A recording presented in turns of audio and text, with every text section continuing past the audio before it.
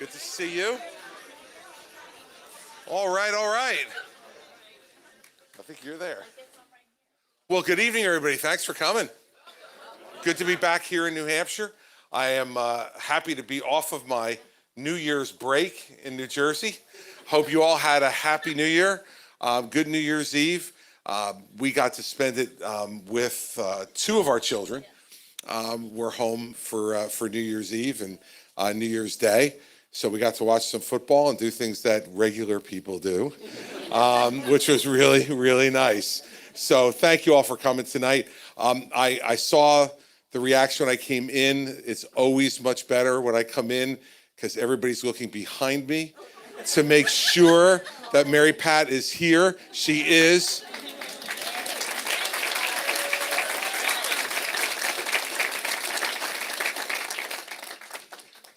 So, 19 days. 19 days. It happened. It happened fast, didn't it? Maybe sometimes not as fast as I would have liked, but it happened pretty fast. And decisions are about to be made. And I think that's why we have such a big crowd here tonight. I think there's a lot of you who've either made a decision or you're getting ready to try to make one. And we're going to try to make it easier for you tonight by having a real town hall meeting. Not a town hall meeting where my staff comes and asks you beforehand, what question would you ask? And then they say, oh no, talk to this person because it won't be a hard question. A real town hall meeting where you just raise your hand and you get to ask me whatever you want. And this is the really unusual part from what I've seen recently, is I'm actually going to answer the question.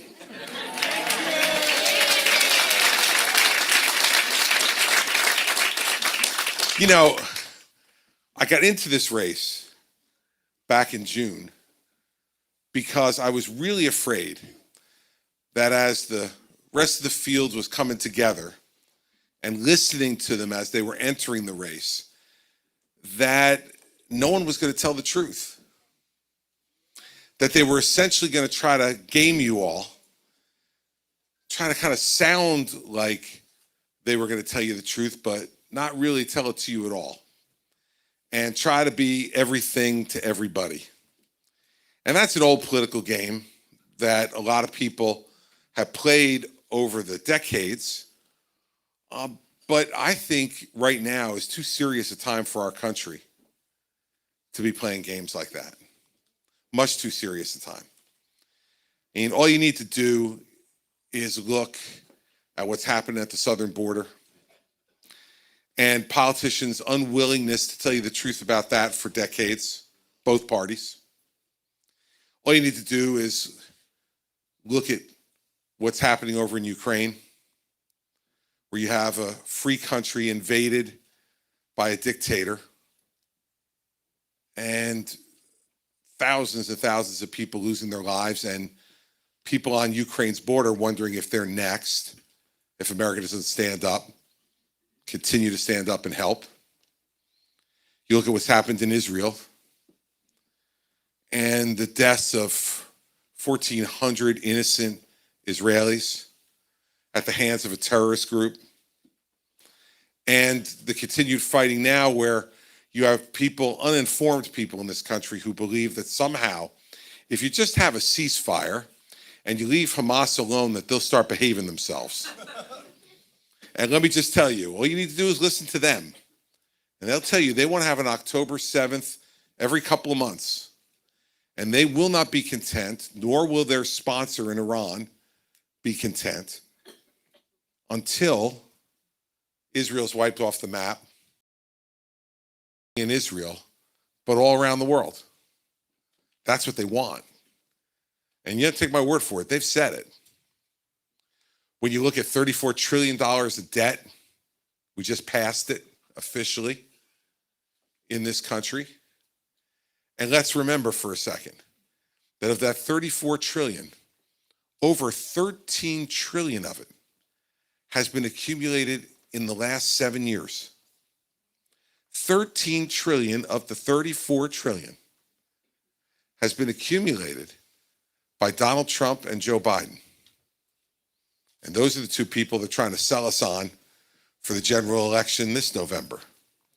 When you look at the fact that only that 39% of our eighth graders don't read at grade level.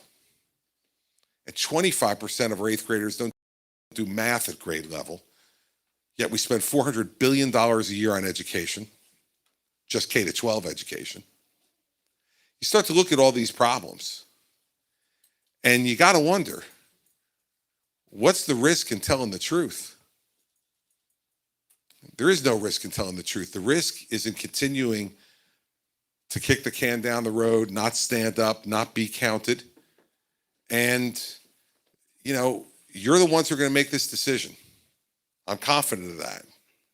And I will tell you this, I'm the only one in this race who has said a couple of these really simple statements that I'm going to give you, and then we're going to go to questions. Donald Trump is unfit to be president of the United States. Absolutely unfit.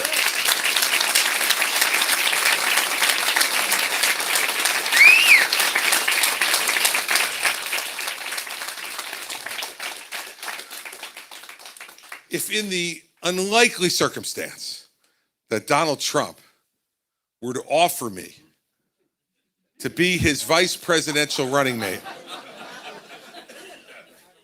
let me be really clear to all of you. I would not accept.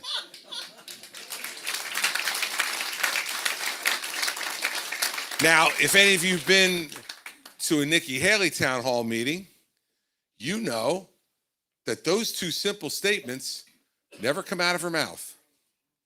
Nope. In fact, she says Donald Trump was the right president for the right time. She says that for some reason, chaos and drama follow him wherever he goes.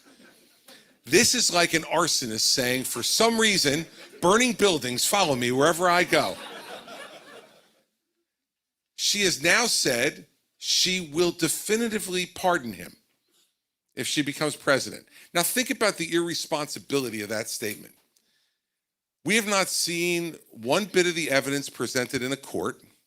We have not heard one bit of the testimony in any of the 4 cases where he has been indicted by a grand jury of his peers. We haven't heard one statement from him other than the whole thing's a witch hunt. We haven't heard any of that yet, and yet she's already decided that he is deserving of a pardon. Now, if she were a member of Congress running for president, I might give her a pass. Because when you're a member of Congress, you never have to execute on a pardon. No one ever comes to you because you don't have the power to do it. But she was a governor, as was I. And we did get many pardon applications that we had to consider. And what you know is there are 2 things that you have to have before you even consider a pardon. One are all the facts of what led to their conviction. And 2, the person asking for the pardon must take responsibility for their conduct. Now, we know there hasn't been any evidence presented. And how many people in this room think that Donald Trump would ever take responsibility for any of his conduct? Never. Yet, despite knowing that, in order to pander, and that's what she's doing. In order to pander, she says, I'll pardon him. When asked by this guy, stand up, Adam. Come here. When asked by this guy, right here, whether she would take vice president or not, and whether she would pardon Donald Trump, she told him, I don't play for second. I don't know exactly what that means in answer to the vice president. And she said she would pardon Donald Trump, right? Yep, okay, you can sit down now. I'll get to you later. And when she's asked these questions, she says, oh, these are Democratic plants. He looks like one, doesn't he? When she was asked how the Civil War started, she had some trouble with that one. Now, I've heard a lot of different excuses as to why she didn't just say it was a war over slavery, which it was. First, she said, well, everyone knows that. apparently everyone but her. Then she said, well, it's more complicated than that. Then she said it was a Democratic plant trying to make her look bad. Apparently, mission accomplished. Then I heard her yesterday morning on radio here in New Hampshire. She said she was tired and not on her game. Let me tell you, because I've known her for 13 years. Let me tell you why she didn't say it. Because Nikki doesn't want to say anything that will offend anyone. And she has learned over the years in South Carolina that some people down in her home state are still fighting that war. And they're still giving all kinds of excuses for why the Civil War started. But we know that it's a very simple answer. And if you want to know why, don't count on me as your history expert. The state of South Carolina, when they passed their resolution to secede from the Union, gave their reasons as to why they were seceding from the Union. And reason number one was resistance by the northern states to allow slavery to expand to the new Western territories. Reason number one by the South Carolina state legislature. Now, you would think if you were governor of South Carolina for 2 terms, that might have been something that came up at some point. Let me tell you, it did. Nikki's a smart woman. And I defended her on the stage, as you might remember, in that 4th debate against Vivek, when he was trying to say she wasn't as smart as his 3-year-old son. And I stood up and defended her because she's much smarter than his 3-year-old son. She's a smart, accomplished woman. And she knows better. She knows why the Civil War started. She knows Donald Trump's unfit to be president. She knows it's wrong to say that she's going to pardon him before there's even any trial, let alone a verdict, let alone acceptance of responsibility by him. She knows all these things. Yet, she doesn't want to offend because she's been taught that the best way to operate in this business is not to tell you the truth. It's just try to fool you. And she's got 19 days left. And you're going to decide whether you're going to be fooled or not. And I will say one last thing about my friend Chris Sununu. Because every time he's on line, you know, in politics, those are the words that are said right before they plunge the knife in your chest. So let me be clear about this one. Chris is entitled to endorse whoever he wants. He's entitled to work for whoever he wants. And he's earned that right as your governor to give you his opinion. The only thing that disappoints me is that the Chris Sununu who now is in Iowa tonight, running around with Nikki Haley, is a different guy than the guy who was here before that. You remember, he was the most vehement critic of Donald Trump you could find. He said he belonged in a mental institution. You remember that, right? Now he says he'd vote for him. Now he says that Nikki Haley's tough enough on Donald Trump. Now he says it's not a big deal that she won't say how the Civil War started. Now he says it's okay that she says that she'll pardon him. That's old-time politics, everybody. That's not telling you the truth. And that's what disappoints me about Chris. Whatever he wants to do with his endorsement and how he wants to work is his right. And I've been there. And I've had people ask for my endorsement. And, you know, you do what you feel like is best to do. And I don't doubt that the new Chris Sununu believes that Nikki Haley's the best person. It's just the old Chris Sununu that I miss. The one who told the truth about Donald Trump. The one who said that the most important thing in the world to do was to beat Donald Trump. And now he's saying he'll vote for him. And I don't know why he doesn't just get Nikki to say she won't be his vice president. Now imagine that. Imagine if you're here tonight and you're concerned that Donald Trump could be our nominee and maybe even our president again, and you want to stop that. And let's say you decide to go and vote for Nikki Haley in 19 days. And then after she loses in South Carolina, she turns around and takes the vice presidential nomination from Donald Trump. How will you feel? I suggest you'll feel betrayed. And so enough now with the games. It's 19 days. And there's one person in this race who's telling you the truth. That's the reason I got in the race. That's the reason I get booed by activists in Florida, by Donald Trump pals who boo me when I get introduced. That's why you see some of the stuff you're seeing right now. People yelling and screaming for me to drop out of the race.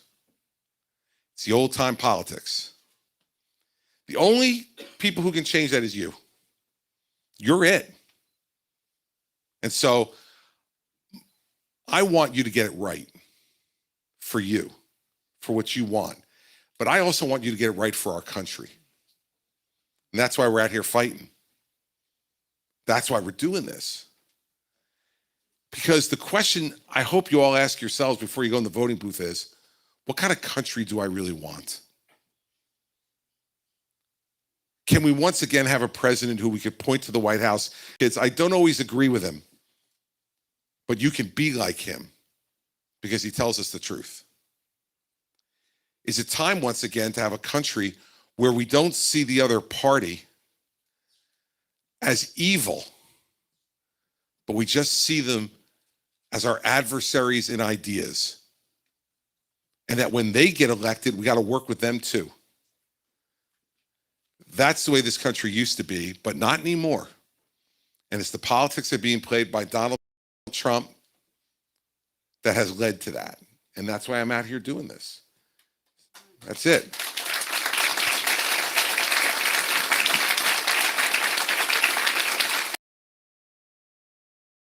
And by the way, one last thing. I don't want you to feel this part of the responsibility. You don't have to correct anything that Iowa does or doesn't do. That's not New Hampshire's responsibility. Your responsibility is to do what you think is right. You don't have to worry about what Iowa does. Guess what? The people in Iowa, they're like us. They're Americans who care about this country, and they're going to vote the way they want to vote. And whoever they vote for, they vote for. That's their right. To come into a town hall in New Hampshire and to so blatantly pander to all of you, to have Nikki Haley say, I will do what they do, and then you'll correct it. And she got cheers from the people in that audience. And then she laughed and smiled like we know that we're smarter than those people. Guess what? I'm willing to bet you she's in Iowa tonight with Sununu telling them how smart they are and how much she's counting on them as well and how much she trusts them also. Look, whatever Iowa does, it does. Whatever New Hampshire does, it does. But it better be what you believe in here. Because the single most important trait of any president is character. It's character. It's not whether you agree with them on everything. It's not whether they're right about everything. It's about character. Are they telling you the truth? Are they doing what they promised you to do? Do they believe what they're saying to you is not only right, but true? Let's vote for the person with the best character. How about we start back at the basics and go from there? I think the country would be a lot better off if we do, because we had a guy in Trump who has no character, and we got a guy in Joe Biden now who doesn't remember. And we can do better than two folks who are combined 160 years old to be the leader of the richest, freest, strongest country the world has ever seen. So let's do better. So now we're going to do questions. We have people with microphones. The only reason I want you to take the microphone, not start before you take it, is these folks over here with the cameras, they get very sensitive when they can't hear you, and then their bosses get mad at them because if you ask a really good question and they can't hear it, then they can't play it on the news. And look, if you're going to get up and ask a really good question, why not get famous at the same time? Like Adam, who is now the most famous 9-year-old in American politics. So just raise your hands. One of the people will come to you with a microphone and we'll be ready to go. Let's start with this lady right back there. Yes, ma'am. Yep, yes, you. Here comes Catherine with a microphone for you. Good evening. I want to know what your opinion on Project 2025 is. Excuse me, Project 2025. Tell me what Project 2025 is. I'm not sure I know. Wow. Serious.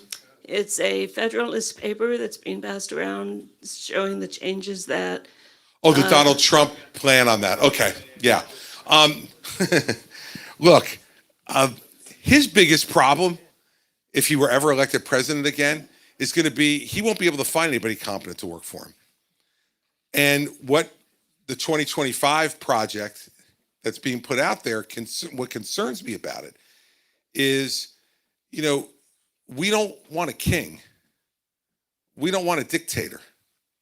And what that project helps to push us towards is the president becoming a king or a dictator.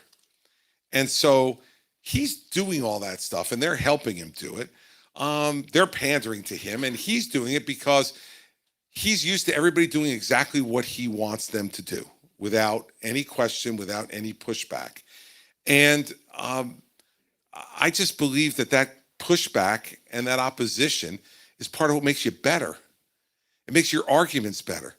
I'm not afraid to have an argument with people in the bureaucracy. I did it as governor of New Jersey. You can only imagine in New Jersey, one of the bluest states in the country, the bureaucracy that I had to deal with when I came in as a conservative Republican governor, the first one in nearly 20 years.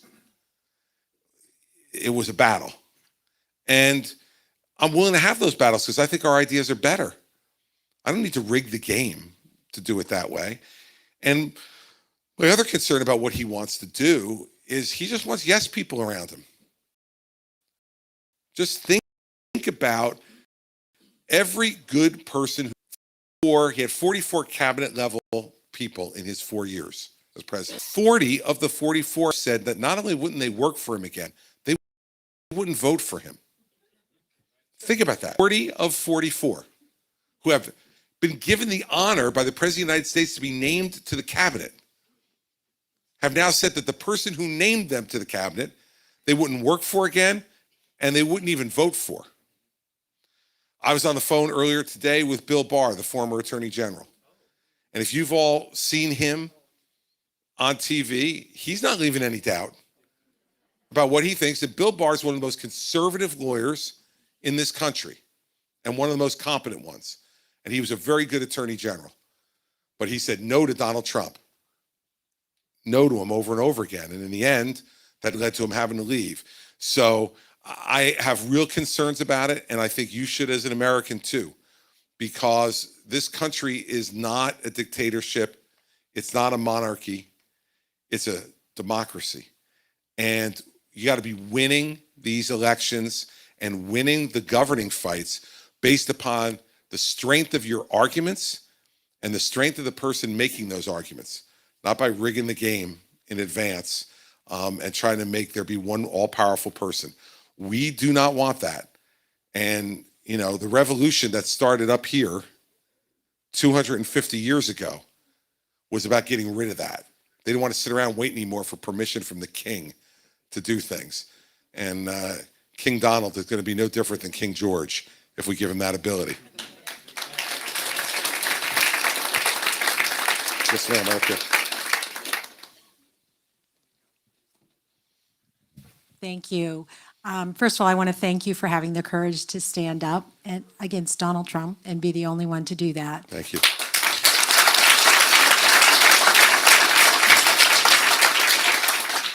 However, I do want to say, first, I saw you in 2016, as I did every Republican and every Democratic candidate who ran that year, There are a because lot of us. there were a lot. And I live in New Hampshire almost my whole life, and that's one of our privileges and responsibilities, I feel. The one candidate I did not see was Donald Trump, because even in 2016, I wanted nothing to do with the man. But, so I was impressed with what you said in 2016, but then shortly after Trump was elected, and I can't say exactly when, but I felt like you had jumped on the Trump bandwagon with was other before that. Republicans. It was before that. Okay, I guess my question to you is, when did you have that change of mind, or realize like what was actually happening? I'm just curious Sure. how that process happened. Sure. So let me make sure that everybody knows exactly what happened. I endorsed him in 2016 after I got out of the race, and I did because I didn't want Hillary Clinton to be president. And I thought I could make him a better candidate and a better president. We had known each other at that time for 16 years, and he seemed to listen to me, at least it seemed that way. And I felt like I could help him and make him better. So I endorsed him, and I helped him. And it was a mistake. I couldn't make him better. He didn't want to be made better. And so during the 4 years of his presidency, I had a platform on ABC where I was on pretty regularly, and I criticized him when I thought he was wrong. But ultimately, if you're asking me, like, when did I say I cannot deal with this guy anymore? It was election night 2020, when he came out at 2:30 in the morning and said the election had been stolen. When I knew that no votes had even been counted yet, when I knew he had no reason to believe that the election had been stolen, and now we're here 3 years later, and we still have no evidence that the election was stolen, but he continues to say it. And I turned to George Stephanopoulos, who I was on the air with while the speech was going on. I said, right after he's done, come to me. And he said, why? And I said, I won't disappoint you. Come to me. And I let Trump have it and just said, you cannot undercut the democracy of this country. You cannot tell the American people behind the seal of the President of the United States in the East Room of the White House that election's been stolen, because I feared that what has happened would happen, which is millions and millions of Americans still believe it because they think, well, he was the president. He must know something we didn't know. No, he doesn't know anything that you don't know. That's the sad part of it. And so when that happened, I just said, I can't be supportive of him any longer. And I said that publicly that night. And then when his activity continued in the post-election period and through January 6th, that just made my position even firmer. And I said in the aftermath of January 6th that if I were in the United States Senate, I would have voted to convict him of what happened on January 6th. And if the Republicans in the United States Senate had the guts to do it, we wouldn't be dealing with this right now, because he would be disqualified from ever holding office again. But they didn't have the guts to do it. Remember what they all said, though, and evaluate it as you're here now. They all at the time said, well, the criminal justice system will take care of it if he committed a crime. Now that he's been indicted on that crime, they say, well, it's wrong. Why are they indicted? The president should be immune. Well, hold on. You didn't vote to convict him because you said the criminal justice system should take care of it. Now when the criminal justice system is trying to take care of it, you say he should be immune. I mean, this is ridiculous. And so, I just, in fact, went up with a new ad today that addresses that issue directly. And I said, look, I did this in 2016. It was a mistake. I was wrong. And I think in the end, what I hope you all get from being in New Hampshire and seeing probably hundreds of candidates now over the period of your life, not only for president, but for a lot of other offices, is beware of the person who won't admit that they made a mistake. Because we're all human. We're all going to make mistakes. I did it at the time because I thought it was the right thing to do, but I was wrong. And so what you need from someone who you're going to give this enormous power of the presidency to is some humility, is the ability to be able to look you in the eye and say, look, I'm not perfect. I will make mistakes. But when I make them and they're pointed out to me, I'll admit them and I'll try to fix them. And part of this race is about fixing that mistake. is about saying, I'm not going to stand by and allow him to run roughshod in this country without somebody who's willing to stand up, who's got as big a mouth as he has, to say no. And so I don't have any regrets. I think regrets are a waste of time and energy. Acknowledge when you've made a mistake, and then spend your energy not talking about your regrets. Spend your energy going and trying to fix it. And that's what I've been doing for the last number of years, and now as a presidential candidate. And so, that's the way I feel about it. And I think that in the end, if you're looking for the perfect candidate, you're going to be looking for a long time. And if you get somebody in front of you who tries to lead you to believe that they've never made a mistake, beware, man. Because we had one of those guys from 2017 to 2021 in the White House. Nothing was ever his fault, right? Nothing ever was his fault. It was always someone else's fault. It was the media. It was the Democrats. It was rhinos. It was, you go through the whole list. It was Congress. It was Dr. Fauci. It was it was everybody else's fault. He made the decisions. And here's the thing I learned in 8 years as governor. When all the arguing stops, everybody looks at you and says, decide. And you know what? You're doing the best decision you can. And when you're wrong, stand up and admit it. On that one, I was wrong. All right. The guy behind you, and then I'll go to you after that, sir. Governor, thank you. It's a hard question. It's a sincere question. Tell the truth. Matt Walsh has opined that our immigration problem is not just the fault of Democrats, that there are high-placed Republicans that are aiding all this border crossing, all this hiring. What do they have to gain? I understand what Democrats have to gain. Why might congressional Republicans be aiding this as well? Well, I would say they're aiding it by not acting, right? I mean, by digging their heels in and saying it has to be exactly the way they want it or they're not. Look at what's going on right now. There's an attempt at negotiations to try to get more funding for the border and to try to get more folks down there. And instead, you've got guys like Ted Cruz running to the border, and when they ask him what his solution is, he won't answer the question. He just blames the Democrats. In this race, you've got Ron DeSantis saying his solution is to shoot them stone cold dead when they come across the border. Who exactly are the people who are going to do the shooting? You're going to talk to a National Guardsman or woman or a Customs and Border Patrol officer and tell them, shoot him dead? I mean, this is TV tough guy talk. That never works. It's like 8 years ago. Everybody up here got told we were going to build a big, beautiful wall on the entire border and Mexico was going to pay for it, right? And meantime, he built 52 miles of wall and we've paid for all of it. Now, if Mexico knew we were only going to build 52 miles, they might have paid for it. And he says this time he'll finish it, right? If you put him back, he'll finish it.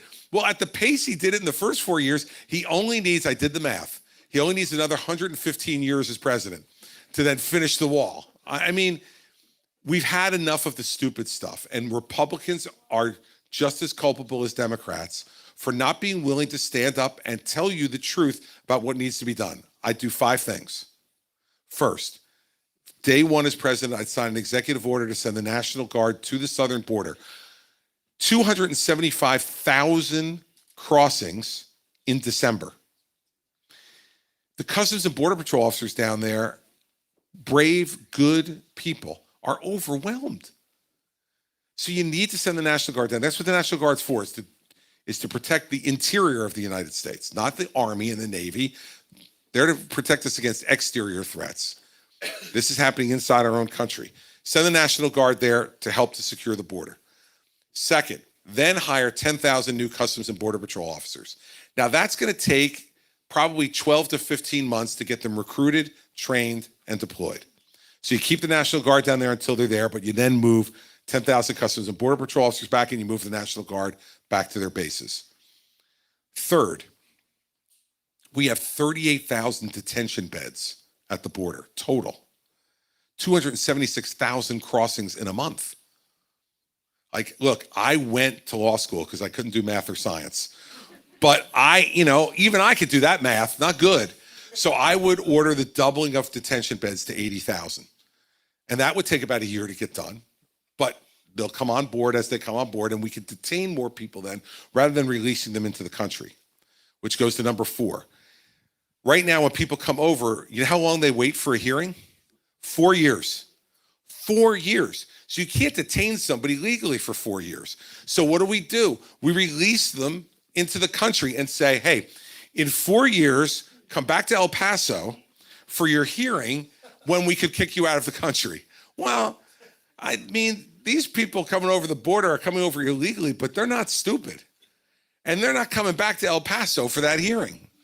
So I would triple the number of immigration judges. By doing that, it would allow us to lower the hearing time from 4 years to below a year. You could detain them for below a year. You have the beds down there that we've doubled that will allow us to be able to do that. And that will keep things more orderly both at the border and inside the country. But then 5th, we need to change these immigration laws, right? We need to change the immigration laws. The fact is right now we have 6 million open jobs in this country. 6 open jobs. I had a young man come to a town hall meeting probably 3 weeks ago. His father owns an auto body shop here in New Hampshire. And he said his father is working 7 days a week and turning away business because he can't find anybody he can legally hire to help him do the work. And we hear that from businesses all over. I've heard that from farmers. I've heard it from ranchers. People can't find anybody to work. Well, we've had this problem in our country, in our history before. And what do? We bring people in who want to do the work, and we do it legally. And they come in through the country based on merit. You have a skill. We're going to bring you in to fill this skill. We're going to give you a work visa. You're going to pay taxes. And if you want to become a citizen eventually, you're going to learn the language, and you're going to follow the laws. And that's what you need to do. And that's the way we've grown this economy throughout our entire history. There may be a few Mayflower people in this room, but not many. My great-grandfather came here in 1901 from Sicily. He was a stonemason, and they were building New York City, and they needed masons. And so when he and my great-grandmother got their ticket to come to the United States, the only problem was that my great-grandmother was 9 months pregnant. So my great-grandfather said to her, you stay here, I'll go to America, and then after the baby comes, you can come over. My great-grandmother, a smart woman, said, no shot. You're going to America by yourself, buddy. No chance, I'm coming with you. And so my grandfather was born on the boat in the middle of the Atlantic Ocean. And he used to tell me this story all the time. And he told me the proudest day of his life was a day that he can't even remember. He was 4 days old when they got to Ellis Island. And that's when he was made an American citizen. His grandson is standing in front of you running for president of the United States. We don't want to end those stories in this country. That's part of what makes this the most unusual, amazing country the world has ever known. And so let's make it smart. Let's make it merit-based immigration, get people in here to fill the jobs that are open, who, if they have the skills to do it. Let's give every employer E-Verify so that they're not hiring people illegally, that they have to verify their work status before they get hired in the country so they don't get in trouble with immigration, and also that we don't have some unscrupulous employers try to take advantage of people who they know are here illegally and don't pay them. We have both things happening. And lastly, let's make sure that we understand we're going to have to give the Democrats something to get that. Democrats don't want a merit-based immigration system. Democrats don't want E-Verify. Now, we need 60 votes to do anything in the United States Senate. And we've dug our heels in, as they have, for the last 20 years. And now we have the crisis that we have because we've been unwilling to tell the truth. I'm telling you the truth. I'm going to have to make a deal with the Democrats if I'm president to fix this. I'm going to have to. I'm going to have to give them something that I wouldn't necessarily want to give them. But they're giving me stuff they don't want to give me. So let's be honest with people and say that's the way it's going to work. And it's the only way we're going to fix that problem. That's it. And that's what I would do about it.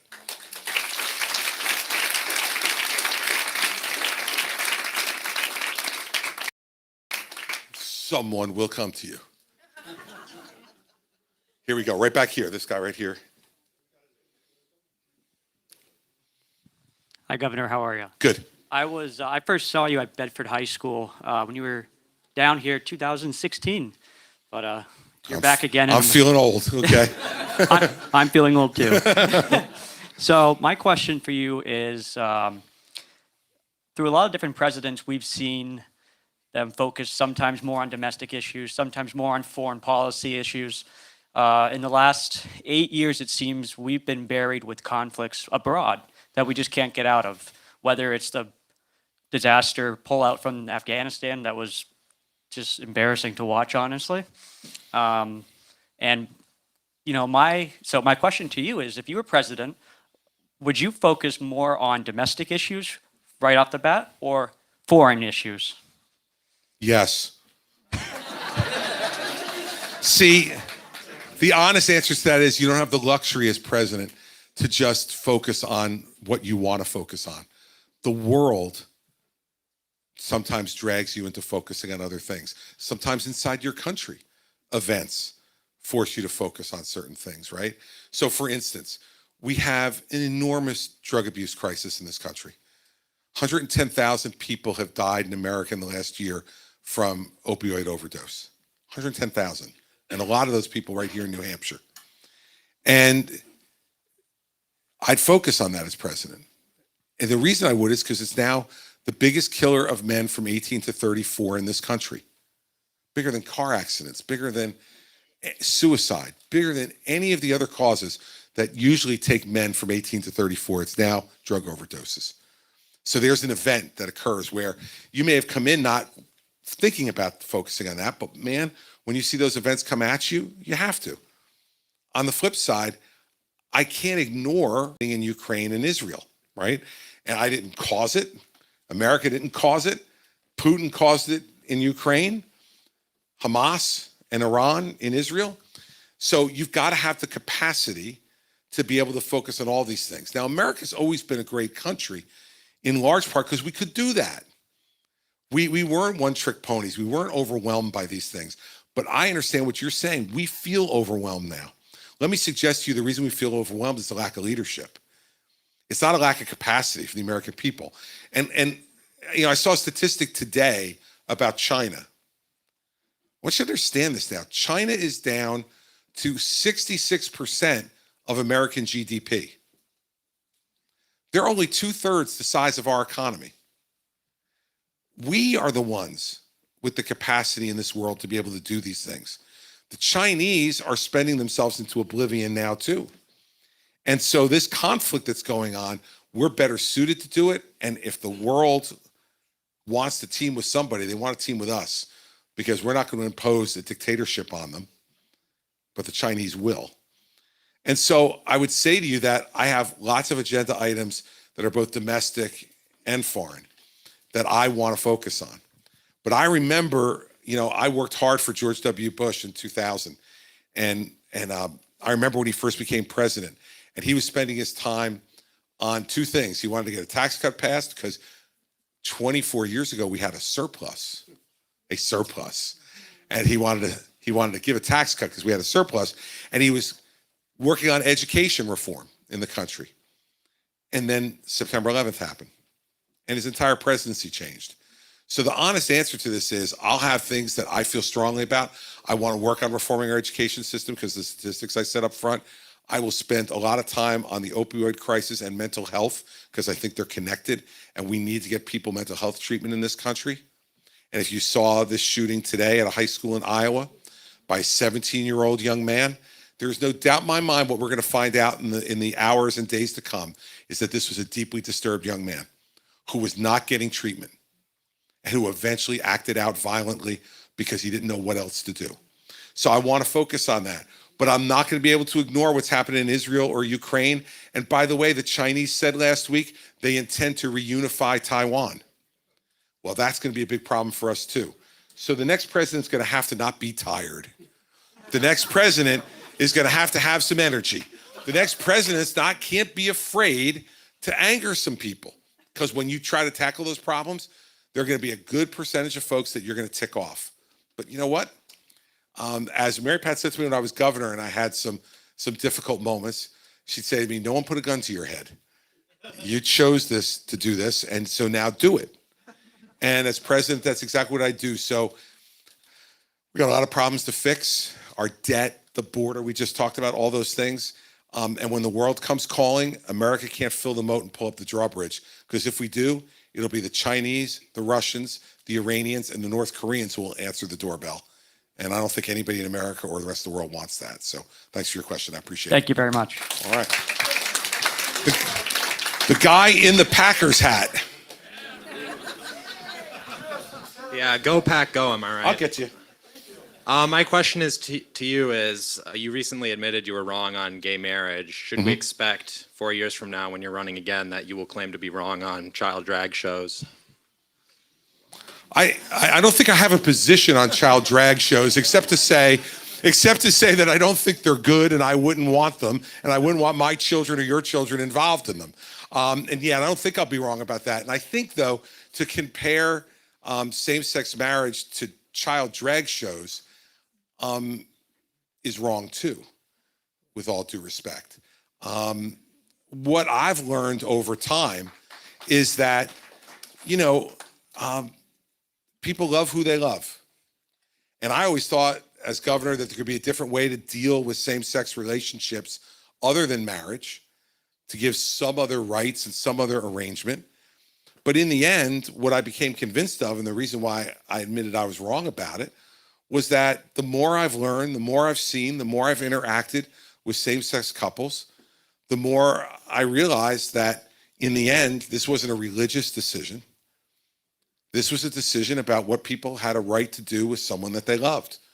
And so I was raised as a Catholic. I was raised to believe that marriage is just between a man and a woman, and I don't think I was wrong about that. But I think as time went on, I learned that we have to be more tolerant. But my tolerance would not include child drag shows. And comparing those two, I think, are part of the problem in this country right now. To equate those two things is what divides us, not brings us together.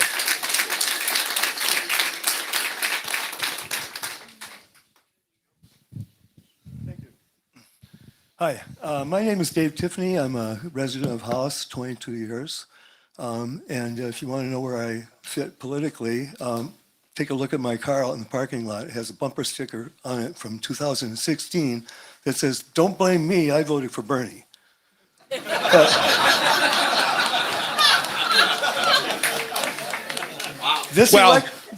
have some opinions on that too, but that's okay. Yeah, well, that's okay. That's okay, because this time around, I'm voting for Christie. You know, this is being live streamed, and if Bernie's watching, he just passed out. I want you to know that. I love Bernie. Bernie He just went right down. Old Bernie went right down. Now, I'd like to make a point. How many people here have ever heard of a man named Andrew Clyde? Nobody, right? Oh, one. Well, he's a congressman from Texas. Where else? He's the guy who claimed there was no insurrection on January 6th. It was just families taking a tour of the Capitol building. Yeah, really. This is what they want us to believe. Do you know the company ServPro? Mm-hmm. If you have a disaster, they'll come and clean it up and everything.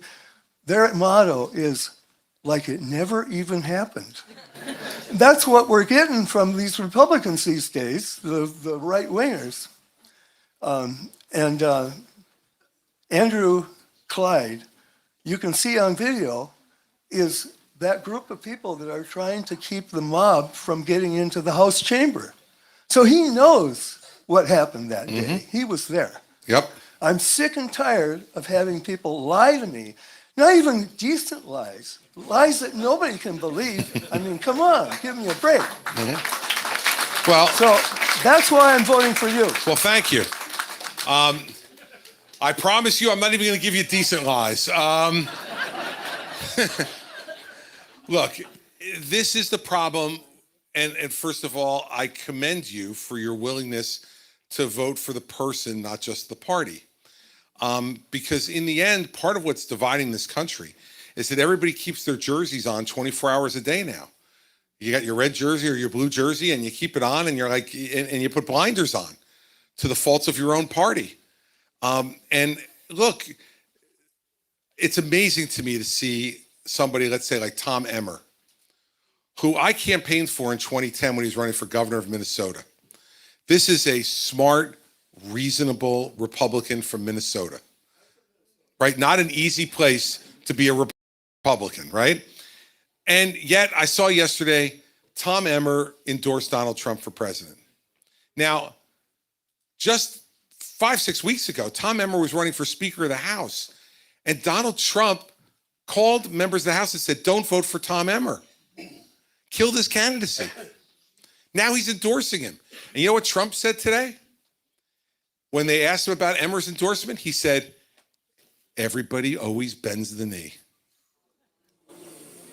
Okay? This is what elements of our party have become. They bend the knee to him.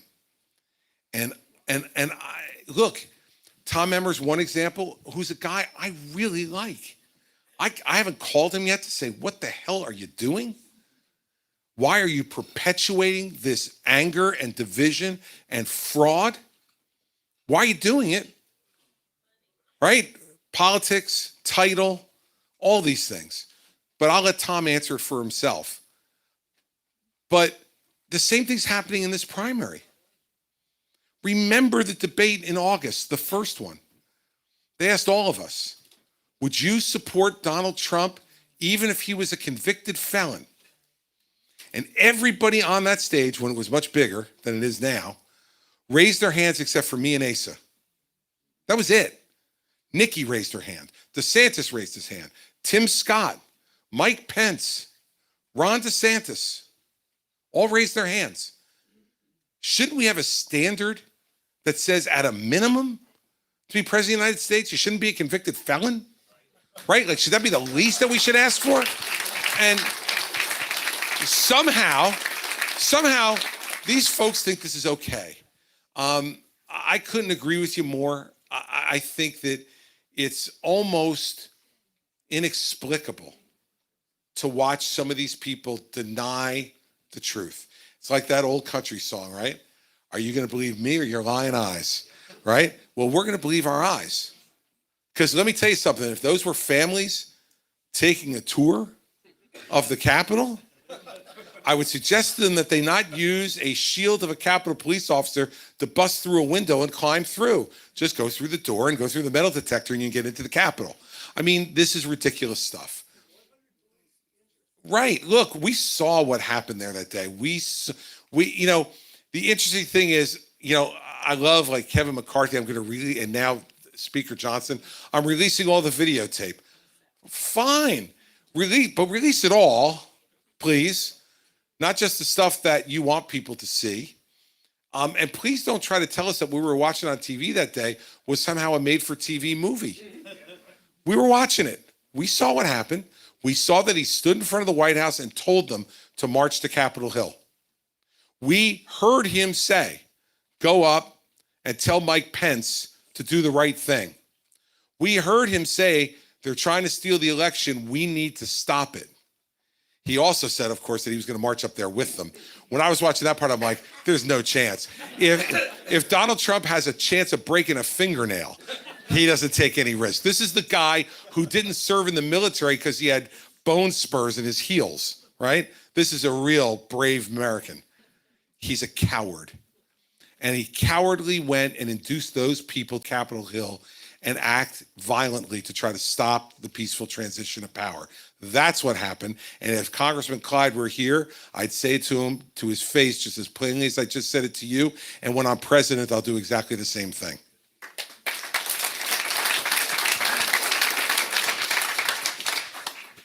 Sir. Thank you. Question on trade. A few months ago, I read an op-ed in the Wall Street Journal advocating that we use trade policy to better integrate the economies of the United States and its allies and friends and countries that share our values, and to exclude from the benefits of trading with America countries that were adversarial to us. First of all, is that something that you would agree with? And how would you implement it, or how would you pursue trade policy if you don't agree with that? Yeah, I don't agree that we shouldn't trade with people that we disagree with. The fact is that we have significant disagreements with the Chinese, and we last year imported over $600 billion worth of goods from the Chinese, and we exported over $350 billion worth of goods to the Chinese. Think for a second if a president came in and said, okay, it's over, no more trade with the Chinese. It can't happen. Nikki was on the stage in the fourth debate and she said, I will end all normal trade relations with China. What? Like, first off, we don't have normal trade relations with China right now. Normal trade relations in the business is defined as trade without tariff. 95% of what we import has a tariff on it. So we've already ended normal trade relations with China on 95% of the things they send here. So I assume one of two things: either she doesn't know that, or if she does know it, what she really means is end trade. Well, we can't do that. It would grind both economies to a halt, cause a deep recession, if not a depression. That's not what we do. What we do on trade policy, what I would do on trade policy, is to set new parameters to it. So, for instance, prioritize what are the worst things the Chinese are doing in trade, and then tell them, stop these and we'll continue expanding and giving you an opportunity to expand trade. So, for instance, they steal our intellectual property regularly through their trade policies. What do I mean? If you're an American company and you have a great new idea and you want to go and do business in China, you have to turn over your information to the Chinese, and they set up a parallel company to compete with you on your ideas. Yeah, no, I don't like that. And the fact is, that's a place where I'd say, our new companies are not coming over there unless you change that rule. And then we'll keep our technology over here and our innovation over here, and you can struggle to do whatever you're going to do. Making trade fair is what we need to do, not using trade as a weapon. Because when we use trade as a weapon, we're hurting all of you. We're hurting your businesses, your ability to have an economy that supports your families. And I don't want to see that happen. We can't have a world of just America. Remember what happened during COVID. We couldn't get masks. We couldn't get gowns. We couldn't get gloves. There were certain prescription drugs we couldn't get because all of them were made in China. And China said, no, we'll get to you eventually in a crisis. So the second part of what I would do is, for things that we believe are essential to the national security, we need to set up redundant manufacturing here in the United States, and the government needs to incentivize that so that we can have a situation where when we're in crisis, we don't have to rely upon another country to get the things we need. We have redundant manufacturing here in the United States. We used to do that. We gave it away for profit because they could do it cheaper over there. But you can't sell your national security for profit. And that's something where the government can invest, and smartly invest, in creating those redundancies. It appears to me that you have a follow-up. Yes. Okay. What about our allies? How would you treat them trade-wise? Well, look, our allies are our allies. And it doesn't mean they're always going to be fair. We try to negotiate fair deals with them as well. But in the end, we want to have an integrated economy with our allies, because that also keeps us integrated from a security perspective. If they're relying upon us to export certain things to them and vice versa, we're much less likely to fight, because we need each other and we share common goals. I'm not worried about Canada invading. I know we're right here and we're on a border state, but I don't think any of you wake up every morning and go, what's Trudeau up to? Is he sending the Mounties in? Is this it? Right? I mean, we're not worried about that. I'm not worried about Great Britain or France declaring war on us. I'm not worried about that. We have much more in common than we have differences.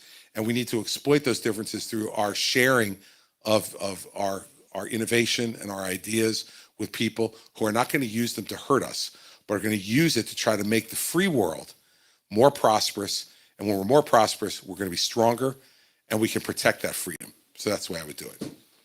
All right. Yes, sir, right here. You, yep, and she is coming. I have kind of two questions. One is, how worried should I be about a leader who idealized Kim Jong-un, who executed his uncle with a rocket, who idolizes and says she is from leader of China, she is from central casting. Meanwhile, he uses AI to track all his citizens, drones to look in their windows, and creates camps for a religious minority in the country.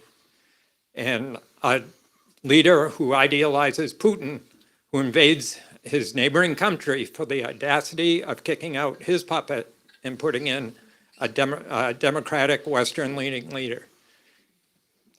Really worried. That's why I'm here.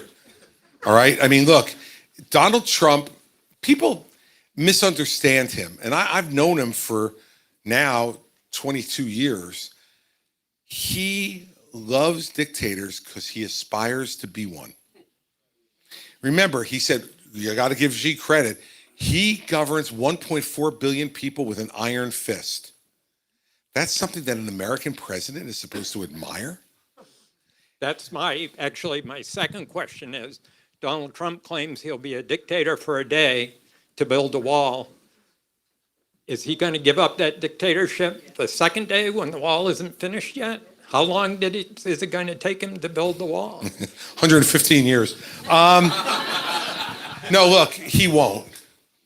And he took all the wrong lessons from his first 4 years. He's concluded that the reason his first 4 years were not a success, and the reason he wasn't reelected, was because he wasn't enough of a dictator. And that if everyone would have just done exactly what he told them to do, we'd all be better off. He thinks he had all these weak people around him, weak people like 4-star General Kelly, who's a Gold Star father, right? Like Bill Barr, like Mark Esper, who's a West Point graduate, like Mike Pompeo, who's a West Point graduate, like General Mattis. All of these people who, when he hired them, he said they were the very best. And by the time they're ready to leave, they're the stupidest, worst people in the world because they disagreed with him, right? I remember General Kelly, when he became chief of staff, called and said, you know Trump as well as anybody. Can you give me some advice as I start to become his chief of staff? He said, let's have lunch or something. I said, I have lunch with you anytime, General. I said, but we don't need lunch for me to explain this to you. I said, here's the way it's going to work. Today, you are worth 100 cents on the dollar. You will trade to zero. The only question is how long. It happens to everyone if your last name is not Trump, or you're not married to someone whose last name is Trump. Those are the only people he does not dispose of. That is a true dictatorship. That's a monarchy. That's like, my family is fabulous and we should stay in power, and all the rest of you are disposable. So you should be very worried about it. And the fact that, you know, up here in New Hampshire, I run into hundreds of people who make excuses for all that in the live free or die state. Now, look, if you guys wind up voting for Trump a third time, you got to give up the slogan. Okay? That's it. Because if you support Donald Trump now, live free or die is bull. And so this is why I've spent all my time here. It's not by accident. I actually believe you're advertising. I believe who you say you are. And if you believe in live free or die, if that's what you really believe, then how in the hell could you ever vote for this guy again? You're exactly right. He's made it very plain what he will do if he gets back in power. He will try everything he can to be a dictator. And then we will have an internal fight on our hands like we've never seen before. So have the fight now. This is my problem with Nikki. She doesn't want to have the fight now. It is time to have the fight. And that's why I'm here. Yes, ma'am. So if Trump is the Republican nominee, who will you vote for in the general election? If it's Trump versus Biden, will you vote for Biden? No, I won't vote for either of them. I won't. Trump is unfit and Biden is incompetent. It's a crappy choice. And if that's the choice that America gives the American people, if that's what our political system gives to the American people, then we don't have an obligation to vote for either one of them. And look, there may be a third. I'll vote down ticket. I'll vote in the other races. It's not that I won't show up, but well, you know, the old writing yourself in thing is pretty gross, isn't it? I mean, you know, especially after you've run, if you've run and lost and you go, well, the hell with that, I'm writing myself in, you know. I don't think I'll do that. But look, there might be some third-party choices too. You know, we don't know what that'll be. I will tell you this, I'm not voting for Trump, I'm not voting for Biden, and I'm certainly not voting for RFK Jr. either, because he's nuts, all right? So I'm not voting for him either. I mean, you know, his father was one thing, him, I'm not so sure. And, you know, this is the definition of a bad campaign. When you announce your candidacy for president, and 3 of your siblings come out and say, we would never vote for him in a million years, that's a bad start, you know? At least, you know, my siblings have said nothing. That's good. That's good. It's bad when they say they wouldn't even vote for you. So it's a great question. I just got asked that. I just got asked that on television before I got in here on Newsmax, and I said no, I wouldn't vote for either one of them. Look, I cannot any longer stand by and support this incompetence. I can't. And I will tell you that that's why there's a third-party movement bubbling up in this country, is because the last poll I saw, 70% of Americans say, or 75, that they don't want Trump or Biden. So I don't know what's going to develop, but here's I don't want to count on that. I want to beat him now, so that the choice is Christie or Biden, then I know who I'm voting for. There's a guy waving something in the back, and given that he's waving it, I'm going to give him a shot. Piece of paper or a lint brush or something. I don't know what it is. Governor, thanks for coming out. Thank you. When I was in the military, there was a phrase that really bothered me, right? And the Coasties got screwed on this last time. That phrase that no one in the military should ever use or even know about is called continuing resolution. Yeah. We need to fix that. Yeah. Look, what he means is that we haven't passed a budget in years and years and years. And what we've done is just have these continuing resolutions which keep spending where it is or higher. And no one has to take accountability for what we do. Let me tell you what I would do, because it's what I did in New Jersey. When I got there, I had an $11 billion deficit on a $29 billion budget. That's what I inherited in 2010. If I got elected in 2009, right after the recession, we're still kind of in the midst of it. And every Democrat said he's going to have to raise taxes. And they were gleeful. Like, here comes this conservative Republican. We stuck him. They spent all the money.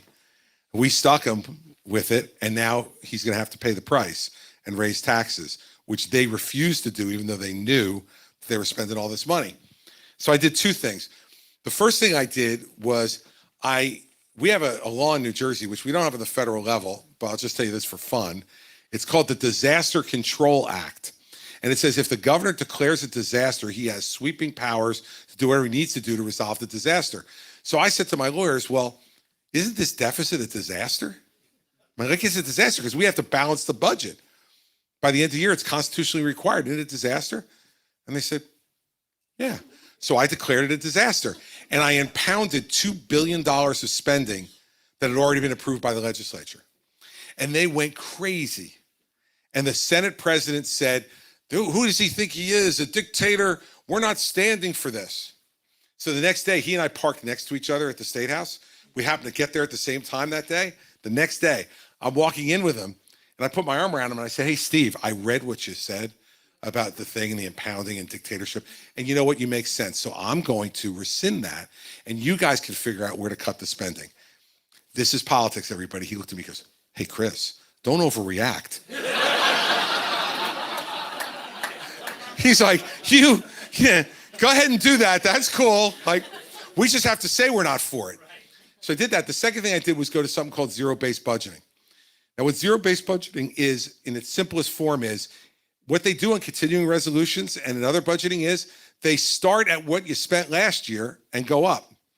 What I said to every department was, you come in at zero, and then you justify every program that you had last year to me, one by one. I was sitting with department heads 3 days a week, 6 hours a day for 6 weeks. But at the end of it, we eliminated over 800 programs from the budget, and we balanced the budget without raising taxes. So what I would do is the first thing we do, which would be akin to the Disaster Control Act move, is to say we go back to pre-COVID spending levels. We're still spending like we were spending during COVID. It's crazy. COVID's been over for a while now, yet we're still spending. That would cut $1 trillion off of a $1.7 trillion current deficit. So now you still have $700 billion to go.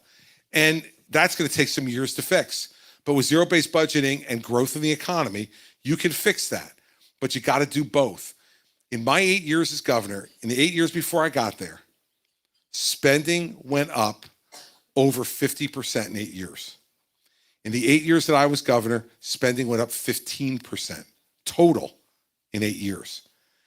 You set that kind of discipline, and by the way, every one of those budgets was approved by a Democratic legislature. I had a Democratic legislature for 8 years. So I had to get Democratic votes to do that. That's the kind of principle and the kind of ability that we need in Washington right now. And that's exactly the way I would approach it.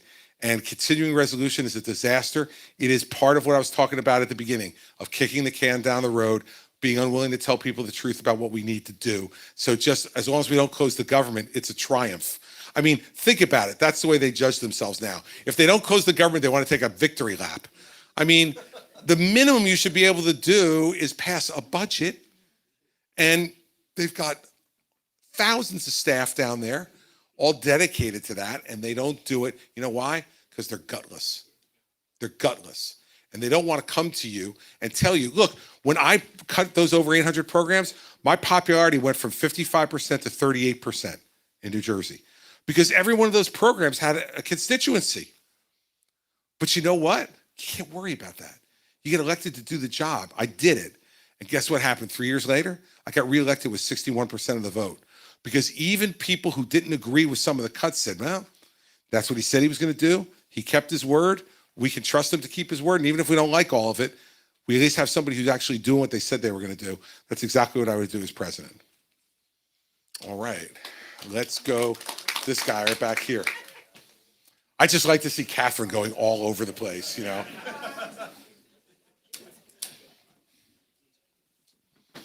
Thank you, Governor. Yes, sir. I'm curious your position on Section 3 of the 14th Amendment and Trump's This is the insurrection business and whether he can be kicked off the ballot.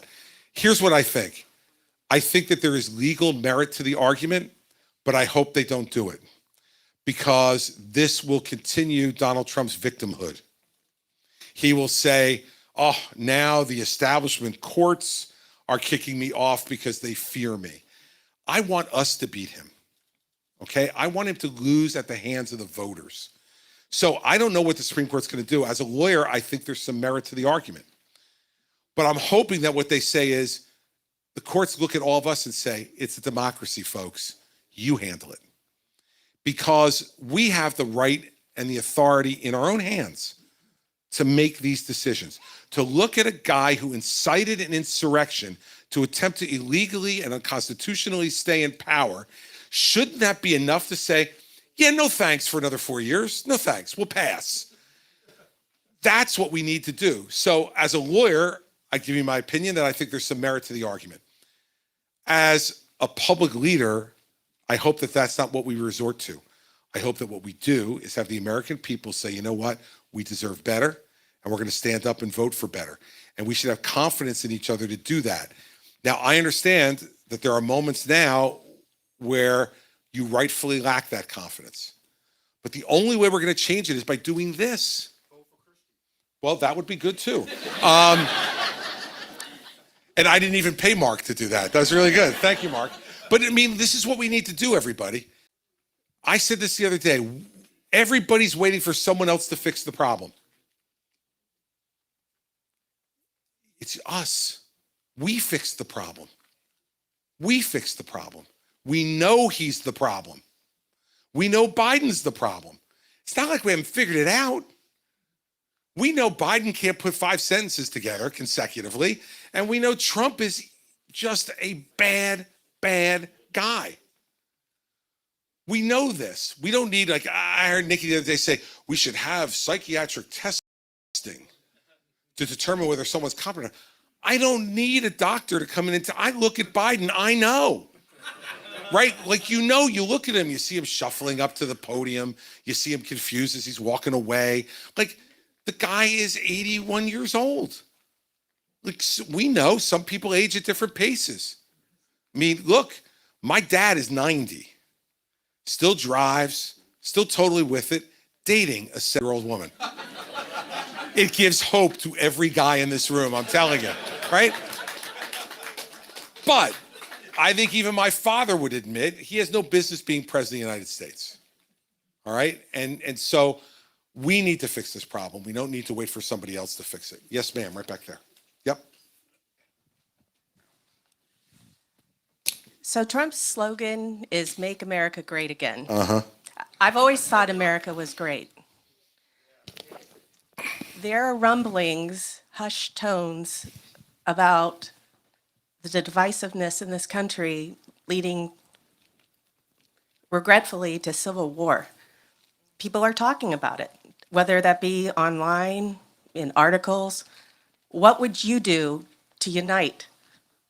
That's a loaded question, but It's a totally fair question for someone who's running for president of the United States at this moment in our history. I do 2 things. The first thing is you have to begin to develop relationships with the other side. You just have to. Now, look, this was a necessity for me when I was governor, right? My lower house was 48-32 Democrat.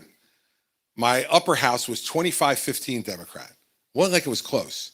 So when I became governor, I had to make a decision. Am I going to stand in the corner and hold my breath? Or am I going to try to understand the other side and work with them?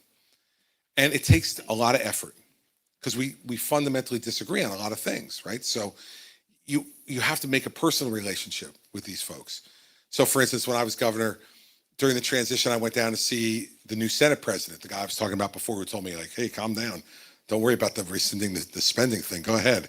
I went to meet with him unannounced, showed up at his office when I was governor-elect. He was going to be the new Senate president.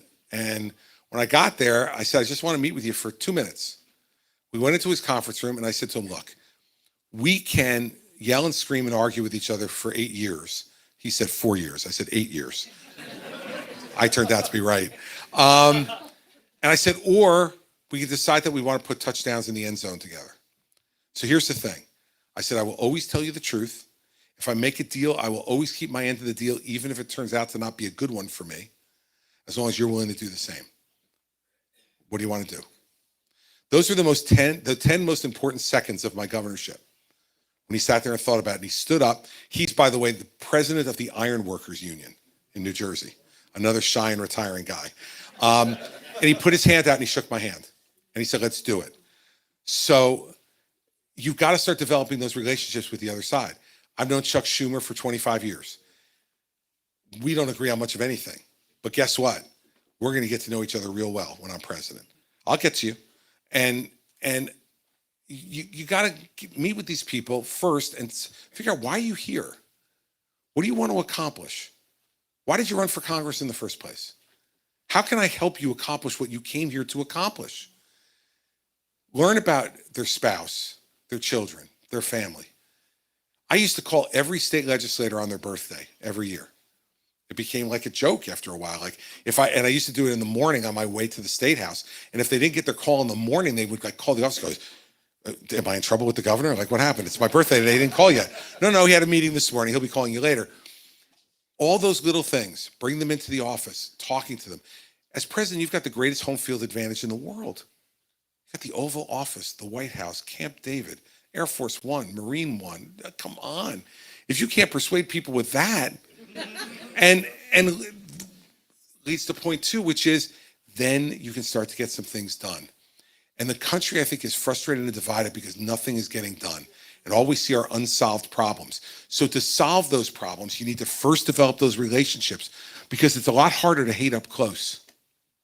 Once you start to develop those relationships and you ask them, I need you to help me on this one, it becomes a lot harder to say no. You got to follow up.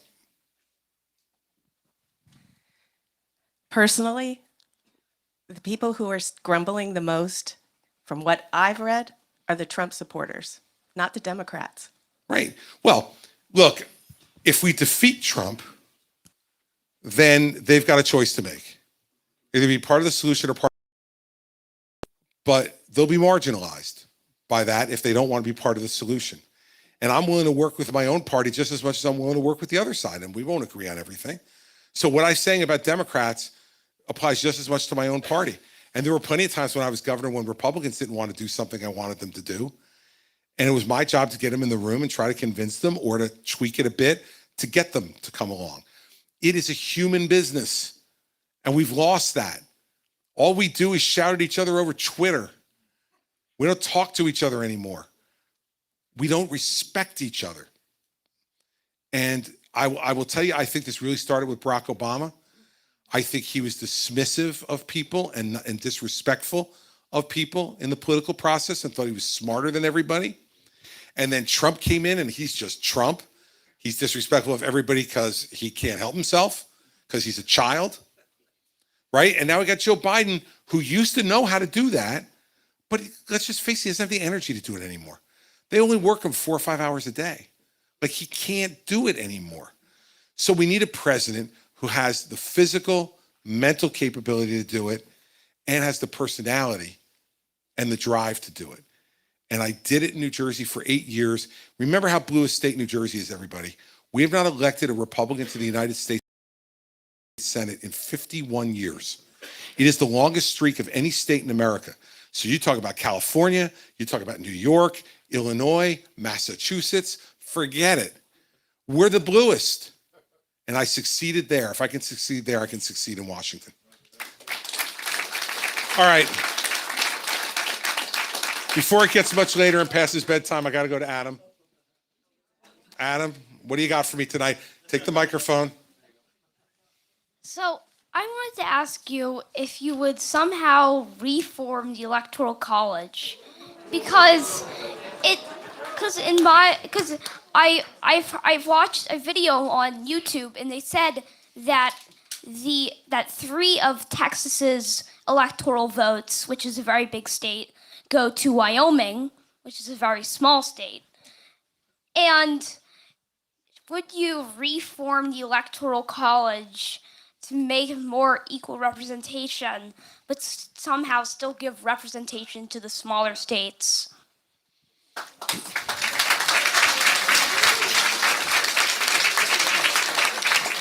Ladies and gentlemen, a round of applause for Adam, my Attorney General.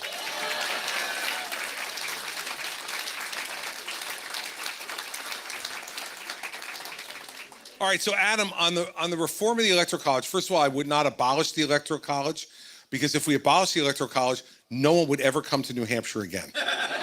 Okay?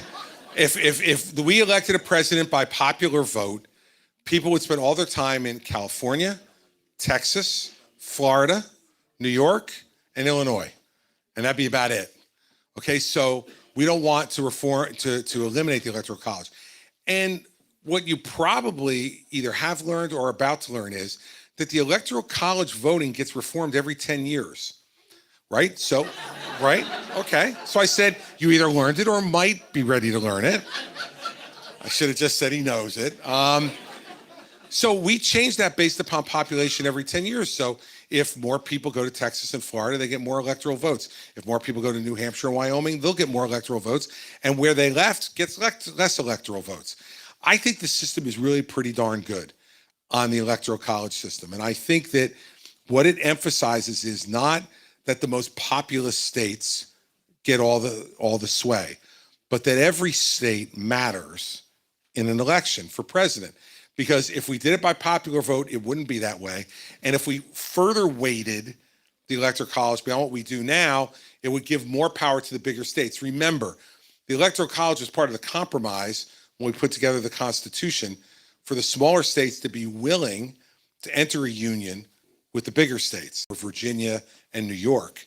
And some of the smaller states, like here in New Hampshire, Vermont, my state of New Jersey that was small, we wanted to make sure that our votes would count too. So I would keep the census changing the electoral votes as we go along, but I wouldn't change the Electoral College system in any other way.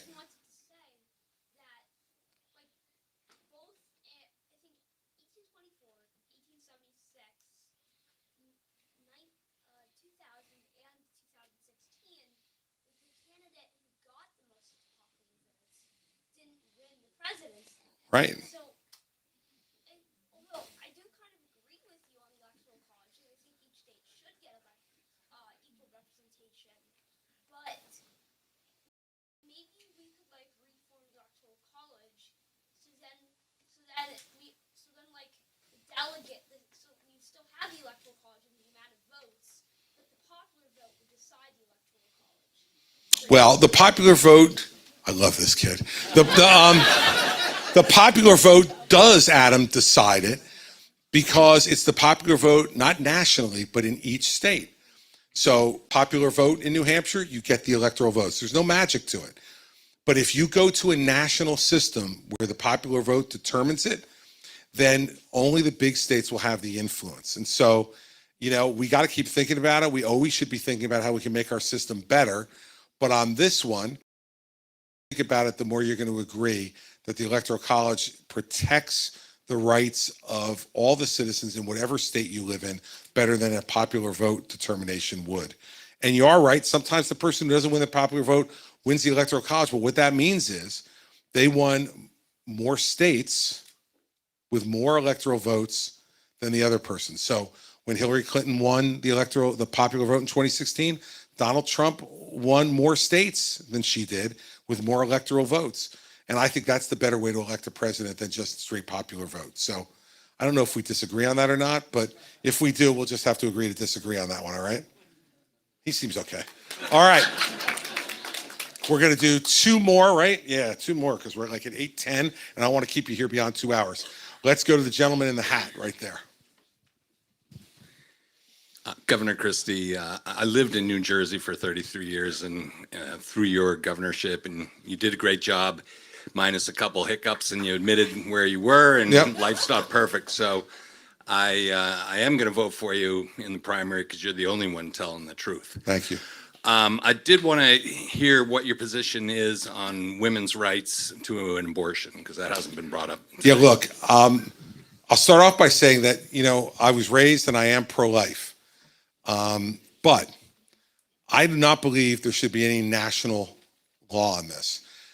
For 50 years after Roe versus Wade, conservatives said, this is horrible. The federal government has taken away the people's right to make this decision in their own states. And I favored that. Now we get the Dobbs decision, which says federal government shouldn't have any role in it. The states should decide. And now we got a bunch of people in our party saying, oh, good, let's sign a national ban on abortion. It is hypocritical. I want every state to decide, and I want the people of those states to decide. So my view is let the people of New Hampshire vote on what they want the law to be regarding abortion in this state. In New Jersey, people have decided that abortion should happen up to the 9th month. Now, I don't agree with that personally, but what I'll tell you is the people decided that. And if it's the most important issue to me and it offends me, then I can move to a state where that issue is decided in a way that's more pleasing to me. Also, at your state level, you have a much greater opportunity to affect the outcome than you do in Washington, D.C. And given what we're talking about tonight with continuing resolutions and all the rest of that, can you imagine these jokers in Congress making this call? Like, it took them 3 weeks to pick a new speaker after they fired the old one. They held up over 400 military promotions for politics surrounding this issue, for men and women who earned those promotions and earned the increase in pay and earned the new leadership positions and weren't able to take them because of what they were doing. Imagine that every time Congress switched from one party to the other, they changed the abortion law in this country, depending on who the president was. And imagine what that would do to women all across this country to be on that seesaw It's not fair. Let the states make the decision. And this is where I'm different than Ron and Nikki. Ron signed a 6-week abortion ban in Florida. It's his right to do. But he also would do that as president, and so would Nikki. Now, she says that in Iowa when she's in front of an evangelical group. When she comes to New Hampshire, she says, I want to be compassionate. Freedom. I'm for freedom, right? Okay. I don't know what that means, and neither do you, but it sounds good, right? I'm going to be very clear. I would veto any national ban on abortion if I were president. I would let the states decide. And I guarantee you that I wouldn't agree with what every state did. Oklahoma says no abortion unless the woman's life is at risk. I disagree with that too. I've always been for exceptions to the rule, and for rape and for incest. And I don't think that a woman who's raped or the woman who's a victim of incest should have to carry that child to term. I think that's an act of self-defense on the woman's part, and she should have the right to do that. So, you know, the fact is that we should let the states make this decision. If I were president, I would say to Congress, states, and let them figure it out, and let the people in the states vote, and let them determine it. And we don't agree with the result of every election. But if we have the right to participate and advocate and make the choice inside New Hampshire, and New Hampshire gets to decide for New Hampshire and New Jersey for New Jersey, then I think the complaints and the temperature on this issue will get lowered as well. Because they need to have their voices be heard. And what I hear more than anything else from people on this issue is that when 9 justices of the Supreme Court or some guys and women in Congress make this call, they feel like their voice is being taken away. Let's give them their voice back on this issue. All right. Sir, right there.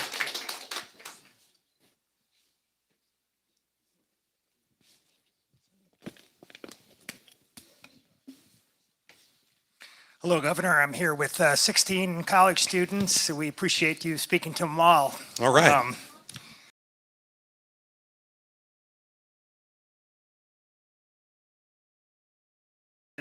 That there was some legal merit to the insurrectionist argument, but you hoped that the court wouldn't do it and it would be decided at the ballot box. Yep. It sounds a lot like some senators who voted against convicting, impeaching Donald Trump. Perhaps they saw some legal merit, but some of them did say it should be decided at the ballot box. What do you think about that? Yeah, I don't think that it's a valid gotcha for this reason.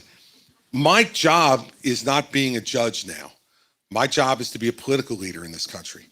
And as a political leader, I hope the courts don't do it, even though they may have the right to do it. Because I think it would really has the potential to cause violence in this country. Serious violence. And I want to avoid that. And that's why I'm out here as a political leader advocating for him to be defeated at the ballot box rather than defeated in a courtroom. Now, that's different than his criminal charges. I believe that's a completely appropriate venue, and the only appropriate venue now that they've walked away from impeachment and removal for the president to be held to account, because he deserves to be held to account by the law. He's not above the law. He also deserves the presumption of innocence and a trial as we have for every other American. He deserves nothing more and nothing less. So I gave you my analysis as a lawyer. I think there's legal merit to the argument. But I would tell you, as a political leader, I hope we don't go there. Because if we go there, I think there will be real violent reaction in this country. And I don't want to see us go through that. If we go through it, we'll survive it. Because I believe this country is the most resilient country in the world. But I'm telling you what my preference would be. And my preference would be that we don't go through that. And that's part of the reason I'm here, is because I'm trying to influence the political process in a way that avoids him being president, because the people decided we don't want him anymore. He's not appropriate or fit for the job. So that's the way I would do it, Professor. Thank you. God, it makes me feel young, man. It's like I was back in college for a minute. All right, I could do one more. Mary Pat's giving me the look, but I'm going to do one more. I'm going to go to this young lady right here. You're going to be the last question. Thank you. Thank you so much. So first of all, it's wonderful to be here in New Hampshire to see our future presidents up close. And I wanted my daughter to come and meet you, but I also wanted her to meet your wife, Mary Pat. And it seems to me the proof is in the pudding that she has succeeded on so many levels that I think you might believe that women should succeed in business and they should succeed in government. What will you do to help them succeed? Because there's a lot of young women in college and they hope to have a great careers as well. Thank you. Well, thank you. First of all, thank you for coming, and thank you to your daughter for coming as well. Look, 40 years ago this month, I started dating this really smart, ambitious, fun young woman, the one who was sitting behind me. And, you know, my kids, we got married very young. I was 23 and still in law school. Mary Pat was 22 when we got married. And our kids have asked us over time, like, how did you know? Like, why did you so sure when you asked her that she was the right person? And two of the things that I say to them are, I believed she would be a great mother, and I knew she'd be a great role model for our children. And I meant that in every way, like not just her personal values, but also what I knew at that time was going to be a great career that she was going to have too. And she did. She worked for 30, starting in the 1980s, when that was really a man's world. And she was a real minority in that community. And she turned out to be wildly successful and allowed me to pursue this, where you don't make any money, if you're doing it legally. And she was the one who went out and made the money and did really, really well for our family. I would be the kind of president, as the husband of a woman who succeeded in a man's world, and as the father of two daughters who I want to have the same success that their mothers had, to just make it a very simple message to the country, which is, it doesn't matter whether you're a man or a woman. It matters what's in here and up here. I tell my children all the time that there's only two things in their life they can really control: how hard they work and how they treat other people. And I really believe that the message I would give as president to any woman in this country is that there's nothing that should restrict you. And if there's things that were legally restricting you, I try to get them out of the way. But the only thing that should restrict you is how hard you're willing to work and how you treat other people. And if you pass those two tests, I think this country permits almost everybody now to be a wild success. And certainly much different than when Mary Pat started her career almost 40 years ago on Wall Street. Back then, you know, she started as a desk assistant on a trading desk, because most women weren't the actual traders and the salespeople. They were the people assisting. And she worked her way up from that to be one of the more successful people in her business on Wall Street. And so I would say to you that my whole life has been being a witness to an extraordinarily successful woman in her professional life and an extraordinary role model to not only our daughters, but our two sons also, about what it means to be a good person. And so I think the best we could do to try to make sure that your daughter has all the opportunities that she wants to have is to put that example out there and show people that two folks who got married when they were 23 and 22 and lived in a studio apartment over a liquor store. It was our first apartment. That you can wind up being president and first lady of the United States. That would tell me that almost anything is possible if that happened. And so that's why I have such confidence in our country, because I believe that if we have the leadership that will use those things as an example, that there's nothing we can't accomplish. And we've got to stop being so negative and stop feeling like victims. We're not victims. And you know what the best example of that is where we started off tonight on the immigration issue. There are people walking hundreds and hundreds and hundreds of miles to get here because they believe this is the only place in the world where they're going to be able to achieve their dreams. We are still the indispensable nation if we don't screw it up. And so, you know, that's the kind of example I'd want your daughter to set for her career, for whatever she chooses to do with her life. And I think if we all do that and understand how lucky we are to live in this country and start treating it that way, we'll get back on track. But that's what we need to do. And you're right, she is a great example. Really good.